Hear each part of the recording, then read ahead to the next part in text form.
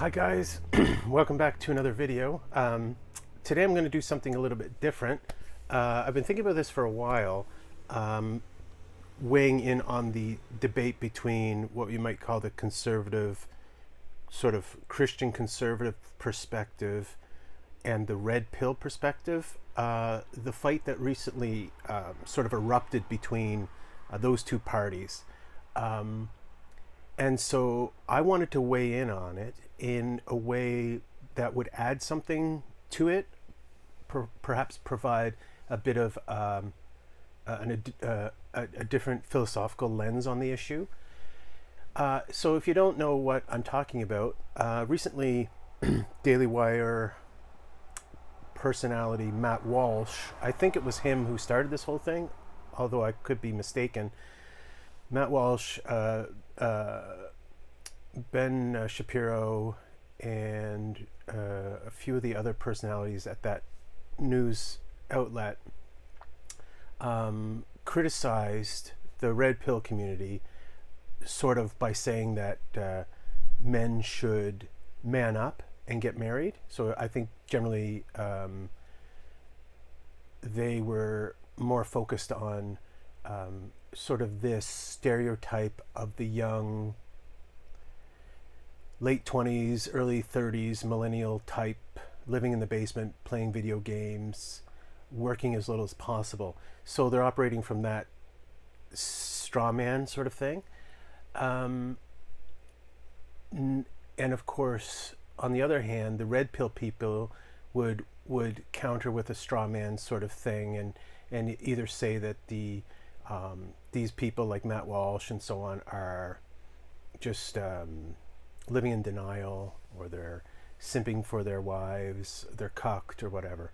So be that as it may, like I've listened to a great deal of both sides, and I'm definitely more on the red pill side of things than the Christian conservative one, although with a Venn diagram they would overlap very, very much on the matter of marriage. I think that both communities have the same values in terms of marriage. Now, one sees it as a natural good and the other as a religious good, in addition to being a natural good. Okay, so that one has a religious value, like it's approved of by God. As Catholics would say, it's a sacrament. Therefore, there's more to it than meets the eye. That there's a deeper dimension that one could not experience if it weren't a sacrament. Okay. So, what's my contribution? My contribution is to see how the two sides are sort of looking past each other. Get rid of the stereotyping and the straw manning. They're looking past each other, I would say, over the issue of the common good. That is to say, over the idea of one's responsibility to society in general. So, and I think it's interesting because there's definitely different ways to look at serving the common good. Now, I'll place up here an excerpt from the Catechism of the Catholic Church, which is a great articulation of the traditional view of a person's duty to society. Okay, so it's Christian and it's Catholic, but there's not a whole lot there that you wouldn't find espoused in someone like Aristotle or Cicero. And that's no surprise, because the Christians, the Christian fathers and so on, were very much in agreement with Cicero and so on, and the Stoics. Stoics are different. I have a different perspective on this. That the Stoic perspective is more similar to the red pill perspective, and if I have a chance, or I can mention what that is. But the general position of mainstream philosophy has always been about the common good. Now, what's interesting is that the first best person to ever talk about this is Plato. And Plato in himself and in his writings, in his use of Socrates on the one hand, and in his authorship of the Republic and of the Laws, on the other hand, and then his Socratic position as articulated in the dialogue surrounding Socrates' death, so the Phaedo and the Crito, the Apologia. These should all be taken account of and analyzed for their different perspectives. Now, after Plato, we have a more mundane. Now, mundane just means of the world. I don't mean boring or ordinary or unimportant. But we have a more mundane perspective with Aristotle, who took society as it is and said, this is how to be happiest in the given condition. Aristotle wasn't like Plato. Plato dreamed of an ideal situation, whereas Aristotle didn't. He said, this is the nature of the thing, so how do we best live within it? Can't you see that those are two different perspectives that we see playing out with the red pill versus the Christian conservative position? So, and then someone like Cicero, who was extremely influential on people like St. Augustine, and thus on St. Thomas Aquinas and blah, blah, blah. And then people like St. Ambrose, who was very much influenced by Cicero.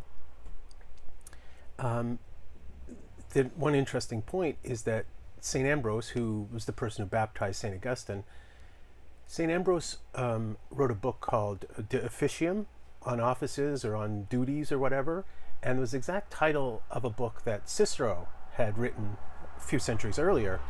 And scholars will point out that there's just so much in common between this Christian position and this Roman position. And should you be surprised? Well, you should be surprised in part because whereas the Romans believed in Roma Aeterna, eternal Rome, that Rome was the thing, Christians believed in the kingdom to come. Okay, but so how could one perspective be eschatological and the other not, and yet still agree in the mainstay about duty? Well, they do in large extent, but they also don't in large extent, and I think you'll see that in the excerpt from the Catechism I've taken. There's interesting caveats in the Catechism that kind of renders the whole thing pointless anyway, like spinning of tires or something. So, what role does the common good have in this idea of marriage? Well, the conservatives like Ben Shapiro and Matt Walsh have repeatedly talked about the duty to society, that marriage is good for the world, marriage is good for the nation, marriage is good for the community, marriage is good for people. It's also good for men, for women, and for children. Okay? Now, I think that both sides can agree that that's the case, and I don't think red pill people that I follow, most especially my favorite ones are Better Bachelor and Strong Successful Male, but there's a lot of other contributors as well who offer interesting perspectives. And one of the people that I have found myself very much agreeing with in the position she's inserted herself into in this one is Pearl from just Pearly Things channel. I don't agree with Pearl on everything, but I find her position provocative and incisive and worthy of consideration. Just because it's shocking doesn't mean it's bad or erroneous. And that's the whole thing. How much can you stir up the pot? Okay, so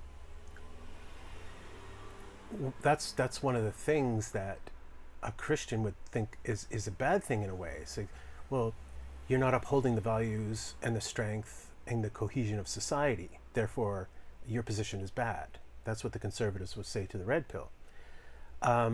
Whereas the red pill is responding to the situation in which men find themselves today, in disadvantageous cultural climate where laws unfairly punish men, husbands, especially in the court system with alimony and patrimony, or not patrimony, alimony and money to kids and stuff like that, and that men are, in this day and age, men suffer more from suicide, men suffer more from homelessness, incarceration, and suffer stronger penalties for the same crimes that women commit.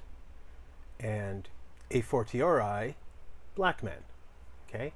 So we're used to saying that black men, it's wrong that black men get harsher sentences for crimes, but we're not used to saying that men get harsher sentences for crimes compared to women. So if one is wrong, then it follows that the other has to be wrong too. Okay? So the question is, what is the right response to an unjust situation? Okay, and it is unjust. I think both sides agree on this. The conservative Christians agree that the laws are unjust, and the red pill community agrees that the laws are unjust. And they know that both sides are aware that this is the crux of the position, is what do you do in an unjust situation? And I would say that the reason why the Christians say conform, get married, strengthen society from within, and eventually change the laws, is faith-based. It's a religious conviction. Let me explain. So, the Catechism says that people have a duty to uphold the common good. So, and not just the good of yourself, or the good of your family, or the good of the tribe, but the broad community, the whole world, the whole nation, the whole world. Okay. At face value, that seems like a good thing. But as we know, if you've read any Plato, for instance, you know that there are deep distinctions that someone like Plato would make between what's really in society's best interest and what only appears to be in society's best interest. No one did a better job. Like, if we can refer back to Plato's Gorgias, I think, would be a great example, or the Republic, that the difference between apparent justice and real justice, the difference between being truthful and being really truthful, the difference between going along to get along and being a seed for truth and for transformation, philosophical transformation. So we know that Plato says that philosophy cures everything, and that the best person is the person who teaches the truth, commits to the truth, puts everything second to the truth, no matter what the short-term consequences are. So in this case, there's a different perspective on long-term good and short-term good. Okay, so for instance, we might say, there's a man on the street who's hungry, give him a fish. There's a man on the street, teach him how to fish. That's one common example. Or you could say, like, one example that lots of people make is, for instance, they say, okay, at 30, I make, I have a decent amount of savings. I could give $100 a month to the poor now. But if I invest the money, in 30 years from now, I couldn't only give $100 a month to the poor. I could give $1,000 a month to the poor. So I find that it looks like a cop-out, doesn't it? But there's a reality there. There's some grain of truth there. So these are just examples of long-term goods and short-term goods. And the thing is, we could say that the death of Socrates has done more good for philosophy and for virtue than did even his life in the world. And I think that's pretty much true. And I think you could make the same point about a few other people, like Gandhi, maybe, that his life of sacrifice ultimately terminating in his assassination You might be able to say the same about certain other people like Malcolm X or uh, MLK.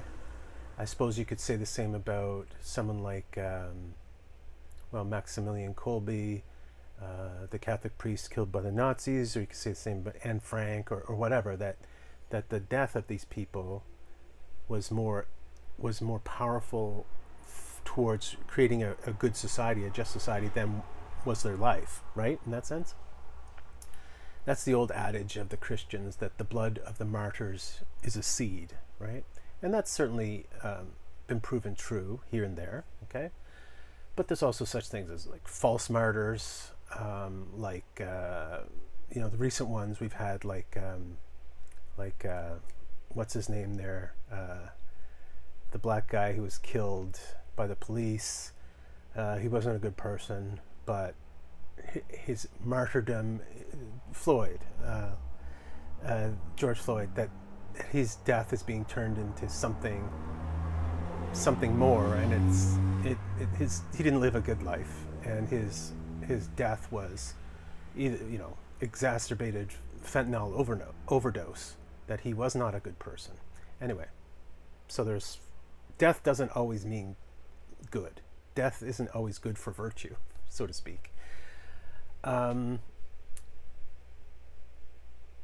that was the whole thing that Solzhenitsyn grappled with, really, that he spent his life, or a chunk of his life, in the obscurity of the Gulag, but that he wrote and he memorized, and he committed his works so that they might be preserved, because he believed that they were kind of a seed, that one day the senselessness and impotency that he experienced in the Gulag could be made good through his writings, through the preservation of his writings. And I think he was correct about that. Okay, so I've been talking about the difference between short-term gains and long-term gains, that you can look at the same issue from different perspectives and say, well, should we eat the grain now, or should we plant it and have a bigger harvest later, right? Short-term versus long-term. And that's what I think the Christian conservatives are saying about marriage, that we need to do the good now through having the best families we can have, the best marriages we can have, even in this unjust system. Whereas the red pill people are saying that that's unjust to the man, so that even the good, the lottery winning good of having a good marriage, good family, is unjust to the man, right? So we might look at it in terms of, and this is, so the two sides will dispute statistics. Christians will exaggerate the number of good marriages, and the red pill people will exaggerate the number of bad marriages, right? Depending on what side you're on. And I happen to agree with the red pill people, and I mostly agree with almost everything they say. But my perspective as a theologian is, I'm able to see a little better why the Christians are saying what they're saying than your rank and file red pill person. And the thing I've noticed is that Christians have a faith commitment to the doctrine of the common good. Now, why would I call it a doctrine? It is a doctrine because Christianity is an incarnational religion. It's not a spirituality. It is a historical religion. So is Judaism. I think Islam is too. Buddhism is not. I'm not sure about Hinduism. I think Hinduism is not either, because when you have reincarnation and so on, it becomes something, a spirituality that separates the meaning of history from the meaning of religion. So in other words, Christians believe that history has a meaning, that what happens is meaningful, and so that's why Christians talk about oh, this was meant to be that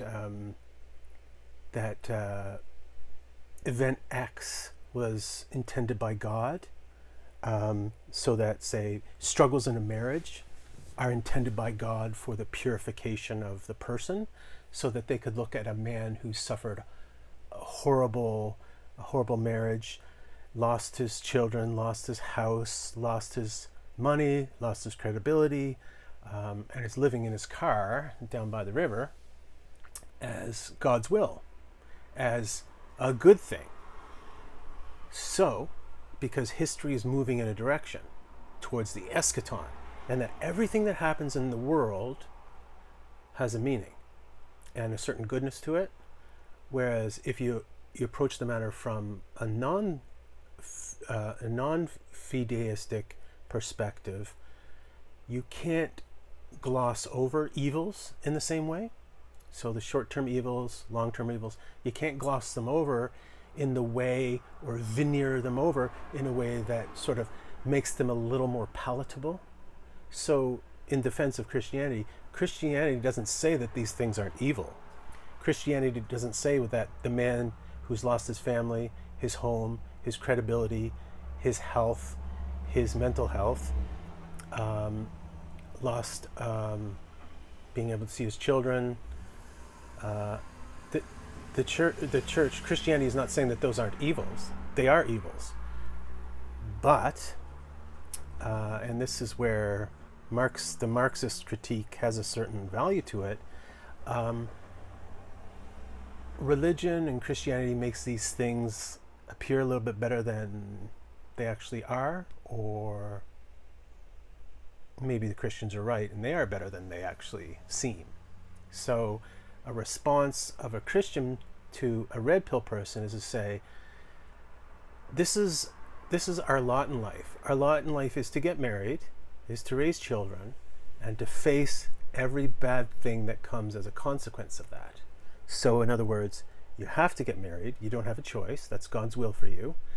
And if bad things happen as a result of it, well, that's God's will for you too. So yeah, the evil woman who did all these things to you, she'll go to hell, sure, but you'll go to heaven. And, that equals the score, so to speak. So it's interesting, though, that, as St. Paul said, we can't do evil hoping that good will come of it. But St. Paul would say, yeah, good will come of it, but we can't do evil because good will come of it.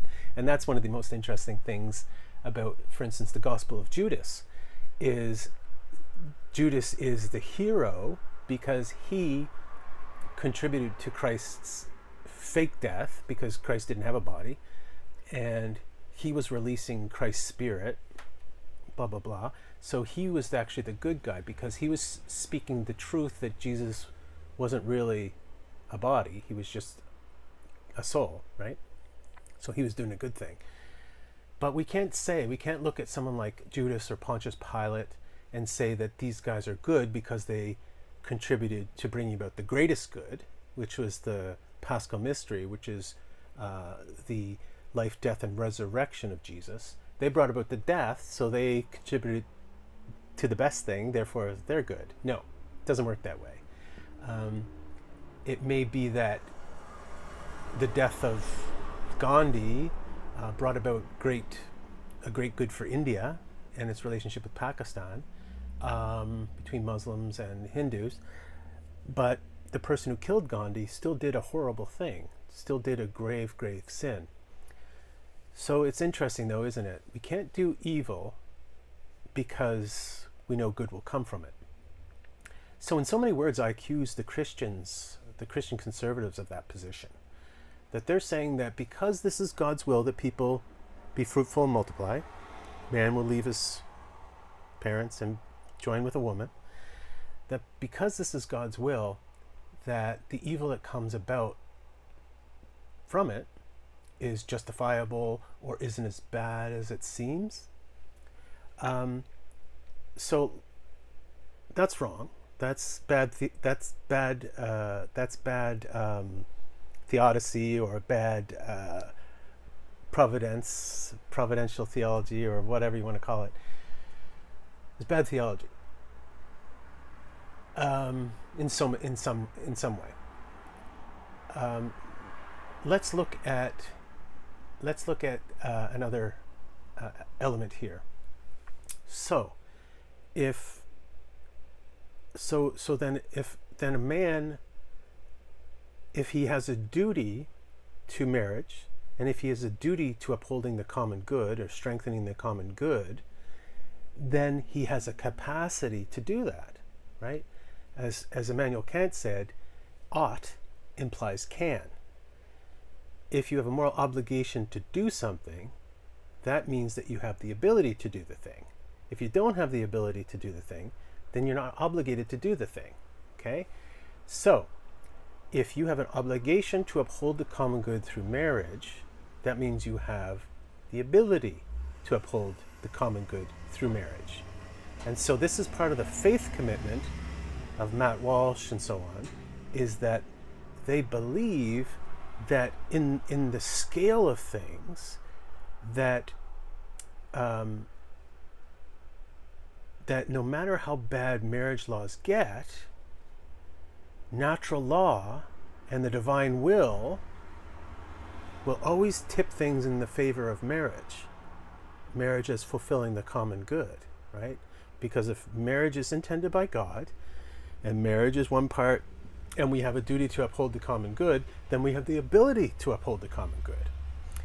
The Red Pill people will say that's nonsense, because you could just point to the symptoms in society of male suicide, increased suicide, depression, single parenthood, divorce rates, false accusations, how many men have their children taken away from them, have their money taken away from them through no-fault divorce by a cheating spouse. So a wife can cheat on you and then take half your stuff and your children. That because that's the case, say the Red Pill people, there is no way that one has an obligation to uphold such an unjust system. Okay? So, and they're not coming at it through a faith perspective that says that, yeah, the laws are stacked against you, but the fact that there's such a thing as a sacrament of marriage and common good and all that stuff means that things will work out for you. So don't worry about it. Yeah, you might be one of those guys who choose the wrong woman. Don't choose the wrong woman, they say. How do you know it's the wrong woman? You can't guarantee that. Whereas the Red Pill people say, no, it's not okay, not even one male victim of an unjust system justifies this faith claim that marriage will always be oriented, will always have a potential to increase the common good. Not even one male victim of false accusations of violence against spouse, of pedophilia against their children, whatever. Not one innocent victim justifies upholding an unjust system, right? And I tend to agree with that. So this is the thing.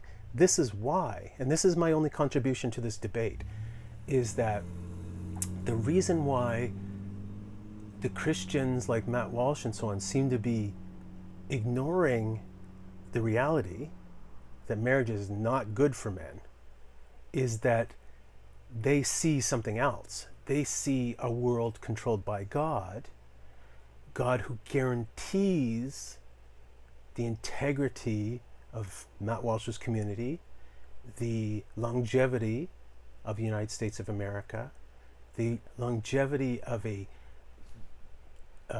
peaceful international system. They have faith in that. But it's so funny to me that take one of the most seminal works of Christian theology, St. Augustine's City of God, and you see that he was saying the very opposite.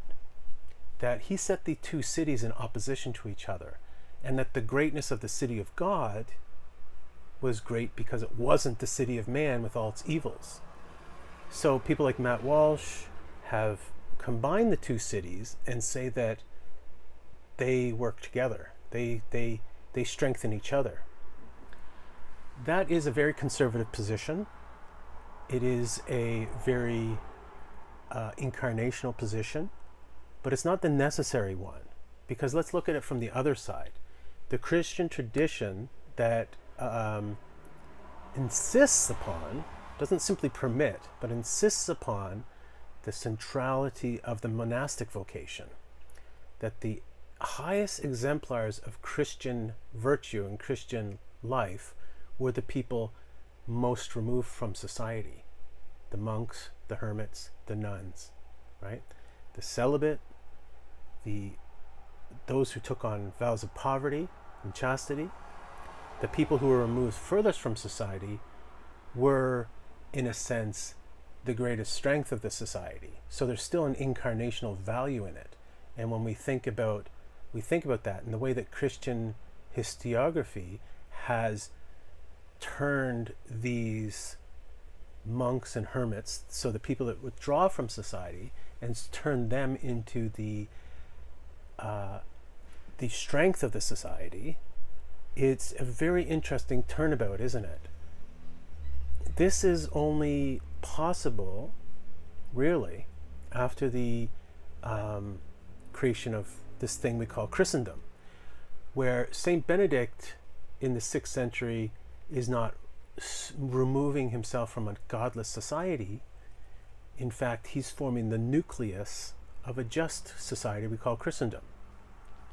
So despite the fact, no, not despite the fact, but more to the fact, the Lutheran or Protestant position has only strengthened the bonds between the two cities, the city of God and the city of man. When Martin Luther gets rid of celibacy and the monastic vocation, he's sealing them together and saying that the best Christian is the merchant, is the family man, is the farmer, is the burgher, is the goldsmith, whatever. And so he's taking completely away the disunity of the cities and the fact that the city of man is opposed to the city of God. He's saying that they're one and the same. At least that's the consequences, isn't it? That indeed Christianity in some ways becomes just a spirituality, a private spirituality that has no real world consequences. So you can go along to get along. Your religion is a private affair that you do after work hours and doesn't have any bearing on your life in the world. Okay?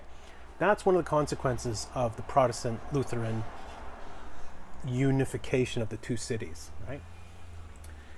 So from against Augustine, let's look 800 years after Augustine is the second great Catholic theologian, St. Thomas Aquinas. And St. Thomas Aquinas, though removing himself in some ways from society as a monk or as a mendicant friar, in some ways living his whole life in the university and upholding the system, has a very different perspective. I wouldn't say a cognitive position or a theoretical difference, but a practical difference. So I think it's very interesting when and if the United States disintegrates,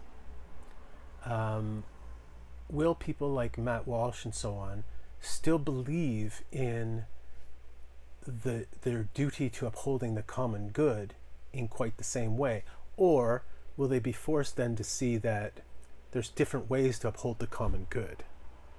Which was Socrates' point and Plato's point, that the most important thing that anyone can do is pursue philosophy, discover the truth. It's not to be a politician or economist or producer, merchant.